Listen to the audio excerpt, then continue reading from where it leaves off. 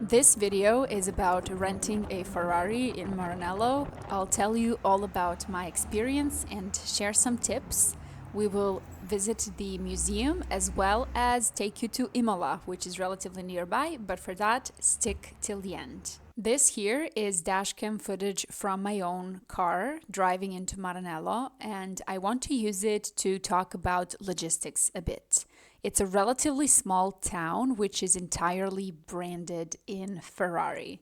There is a sculpture of the horse. You will see the Ferrari trucks, lots of people wearing red walking around, whether they are fans or actual employees. Loved that. Anyway, another red thing you'll see everywhere are the Ferrari test drive companies. The one I chose is called Motorsport Maranello, and this is where you see me parking right now. I chose them after reading reviews and also after realizing I can pay for everything online in advance, not having to worry about reservations, figuring out packages, etc. You can go to their website, pick the car, and additional services. I selected Ferrari Portofino since there was a +1, so it couldn't be a two-seater.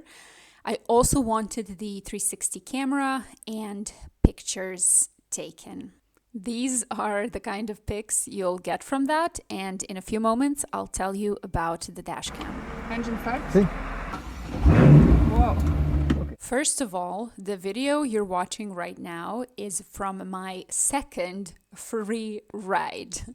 How did that happen? Well, somehow the camera wasn't recording the first time around, and since I had already paid for it, they offered another one just for the sake of having this very clip.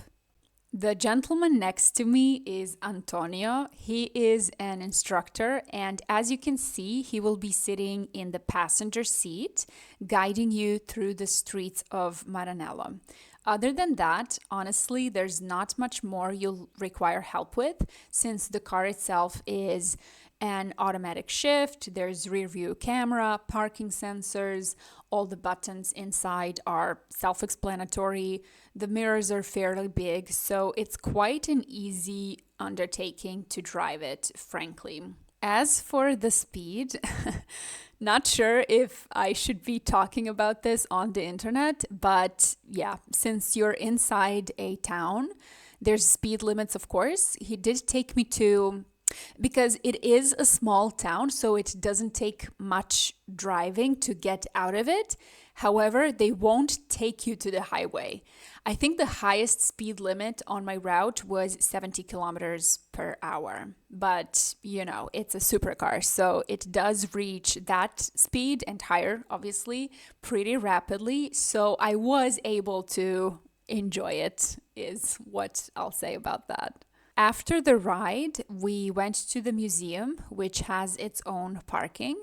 Before we got in, I recorded the surroundings just to give you an idea of how much red there is everywhere around. As you can see, there's even some tourist buses parked in front, Ferrari-themed cafes.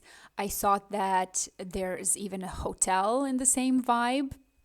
As for the museum, I've actually visited several around the world and they're all quite similar. You will learn about the history, engineering, Enzo's vision and beginnings of the brand. You'll see plenty of different car models, including the Formula One stuff, famous drivers and their achievements, as well as some simulators of F1 rides.